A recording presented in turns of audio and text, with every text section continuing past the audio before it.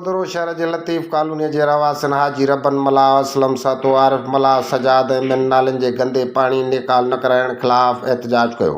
रवासिन चयो त शहर जी वॾे में वॾी लतीफ़ कॉलोनी आहे जिते हज़ारे रवासी रहाइश पज़ीर आहिनि ऐं तक़रीबन 1000 आबादीअ खां मथे घरनि ते मुश्तमिल आहे। बरसाति बैदि कॉलोनीअ में सफ़ाई सुथराई न थियण सबबि नालनि जो गंदो पाणी घिटियुनि ऐं घरनि में बीठल आहे। उन गंदे पाणीअ मां रवासी ऐं स्कूल वेंदड़ नियाणियूं ॿार गुज़रनि पिया ऐं रवासी मुख़्तलिफ़ बीमारियुनि में वकोड़जी चुका आहिनि, घर विकिरो करण ते मजबूर आहिनि। बल्दियाती इलेक्शन में पीपीअ जे बीठल काउंसलर खे हाराइण बैदि कॉलोनी वासी इंतकामीअ जो शिकार थी चुका आहिनि, जेके जानवरनि जी ज़िंदगी गुज़ारण ते मजबूर आहिनि। उन खां अॻु अहिड़ी हालत न हुई ऐं नालनि जी खाटी कराए गंदो पाणी निकाल करायो वेंदो हुयो। टाउन इंतिज़ामिया ऐं पीपीअ जी लोकल क़यादत रवासिन पारां केतिरा ई एहतजाज कया आहिनि जिन अखियुनि ऐं कननि ते पटियूं ॿधी छॾियूं आहिनि।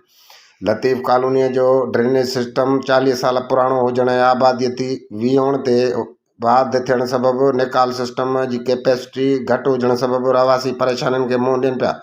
रवासिन chief justice Sindh high court PP chairman Bilawal Bhutto Zardari वज़ीर आला सिंध खे अपील कई त लतीफ़ कॉलोनी वासियुनि खे जीअण जो हक़ ॾियारियो वञे। रिपोर्ट औरंगज़ेब पीरज़ादो।